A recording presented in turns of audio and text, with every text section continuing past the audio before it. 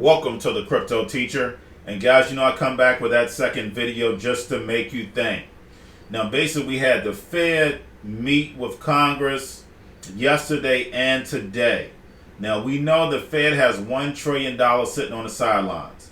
Now, we know we have all these small businesses have closed up. We have people not paying either their rent or their mortgage. Months behind, guys. When they have over $1 trillion sitting on the sideline. And with the current stimulus package, they're playing with the Hegelian dialectic. Acting like Democrats are doing this and Republicans are doing this. And of course, the masses are falling for it. Now, of course, they're on a time frame. Remember, guys, everything is a plan.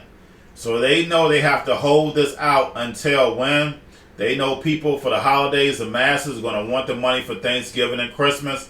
Because what are the masses going to do? Hand it right back to them. Hand it right back to these big corporations. We know that. They're not going to save the money, invest it, or anything like that.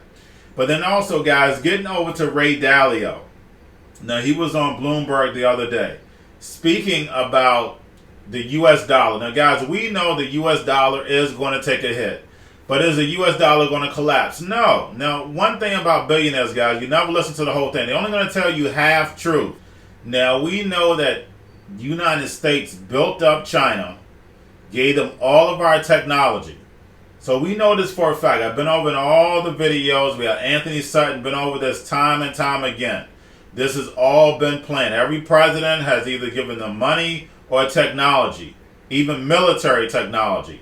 So we know this is all planned. But when you listen to Ray Dalio, he's letting you know half truth. The United States is going to come in second place, and of course you'll have China. The digital yuan is going to be number one. That's going to be the new empire. Is the United States dollar going to collapse? No.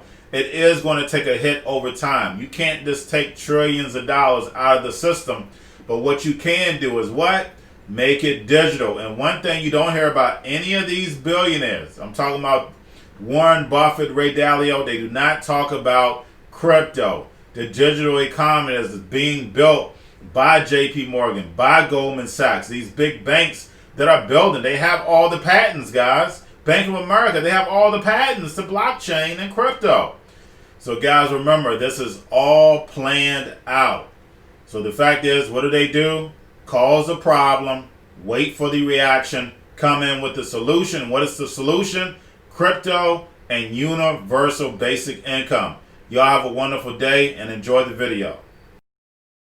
They have to be repaid under the law. Now, how did the minimum loan get to be $250,000? I don't think that's in the law. No, so we designed this program for medium-sized companies, basically, and we had if you may recall, I think we had a $2 million originally, and then we moved it to $1 million minimum, and then we moved that to $250,000. So actually, the demand in the facility, there really hasn't been any under $1 million. It would be a different facility, truthfully. If we were going to try to lend money in very small chunks like that, it would,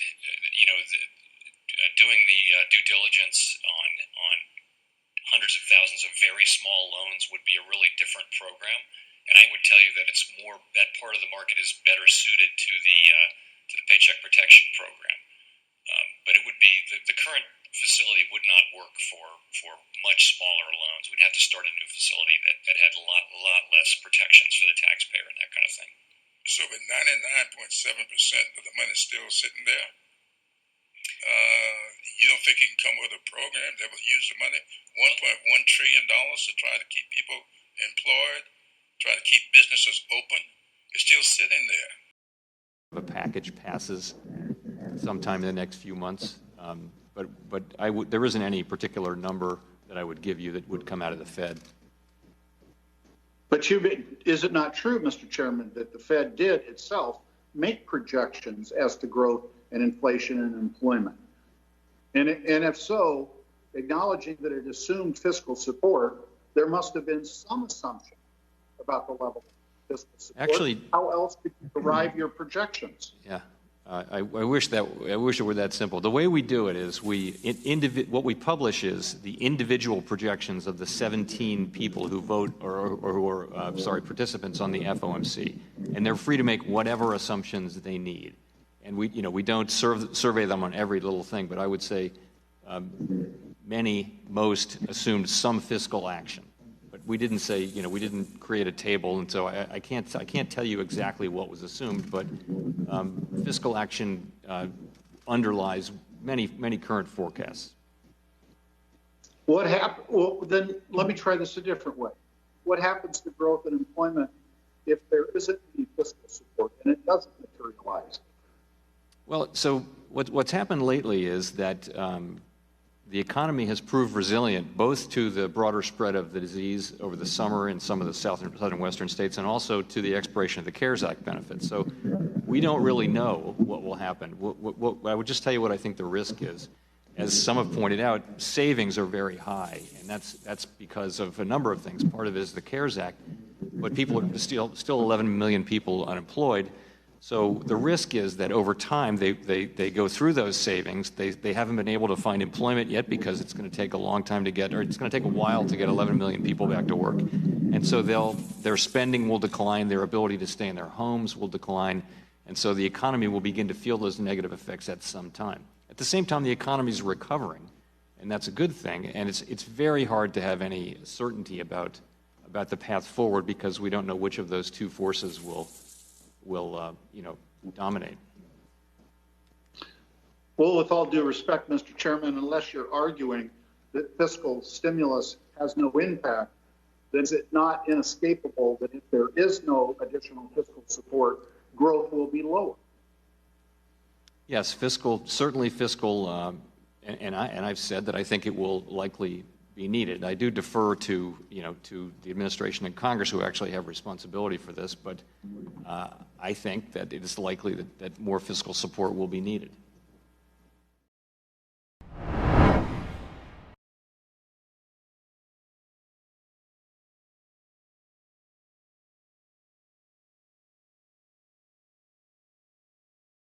I know you'll be delighted to hear that sitting in rapt attention isn't just the Bloomberg television audience, but the whole world of Bloomberg radio listeners as well. It's great to have you. It's always good to speak with you, Eric. Ray, you've developed a framework. You're a systematic thinker. You've developed a framework for understanding the current situation in the economy and financial markets, a situation you have said the world last confronted in the lead up to World War II. And I want you to tell me if I've got these three key components correct. One, big deficits, big fiscal deficits and money printing. Two, inequality and internal conflict, and with it uncertainty, of course, and the potential for political disorder. And three, a rising power, in this case, China, challenging the established world order. Have I got that right? Yeah, you have that exactly right. That framing will represent where we are for the next number of years. And then we had the virus, but that's a minute by minute type of issue. So as we are sitting here today and we're doing the exercise of thinking, will Washington come through with a package? And then how will they finance that package? That's a big issue. And then when we deal with what will the new tax bills coming from the presidential candidates be, tax and spending, that'll be a big issue for the markets.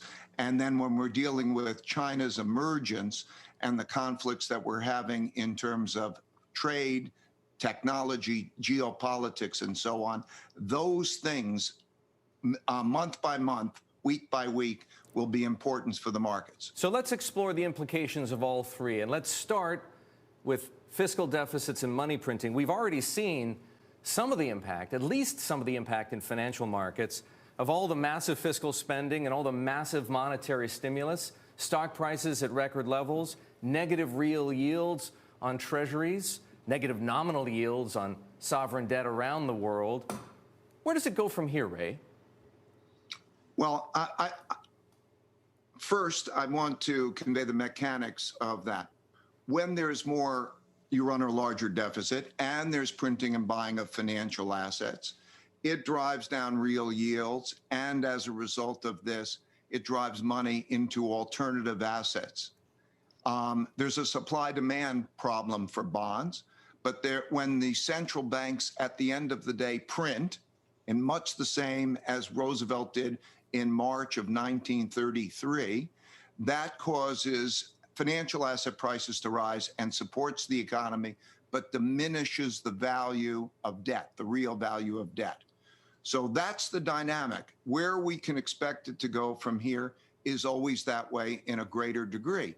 So we know that if a big bill is passed, or if next year we have a larger deficit, we know that the Federal Reserve will be faced with the choice of either allowing interest rates to rise or buying that and monetizing that debt. And that diminishes the value of those bonds because it's just supply demand. When you have that debt, you have to sell it. And when we look at who are the buyers of that debt and how much do they have of it, we're dealing with a situation like in the 30s that could be threatening even to the reserve currency status. In any way, it diminishes the value of that which is being produced. That means money and credit, and it drives money into those other assets. So it's that kind of market action. Diversification is the most important thing to achieve that balance. So if I'm understanding you correctly, if an investor were to have the plurality of his or her assets in the United States, U.S. domiciled assets, U.S. dollar denominated assets, now sounds like a good time to think about diversifying into other currencies and other domiciles? That's right. And also, for example, does gold is it part of your portfolio? Are inflation index bonds part of your portfolio? Mm-hmm. You know how to balance those asset classes. I think there's a bias that's a dangerous bias. And that bias is that the recent past that we've experienced is representative of the future. And if you go through history, when you have some of these conflicts, you might have a different result. And diversification doesn't cost you anything, because when your asset classes are going to, if you balance them right, have approximately equal expected risk-adjusted returns. So you can balance them because they all compete with each other. So not one is necessarily clearly better. So diversification is a wonderful, mechanical, good way to reduce risk without reducing expected return. Ray, how worried are you about the continuing breakdown in U.S.-China relations? I'm very worried about it. I studied this over, as I say, last 500 years. If you're interested, I've written these things up on LinkedIn, so you can see them on LinkedIn. So the patterns. There are 5 kinds of wars, and we're in 4 of those wars, and we could be in a 5th. So there's a trade war. There's a technology war.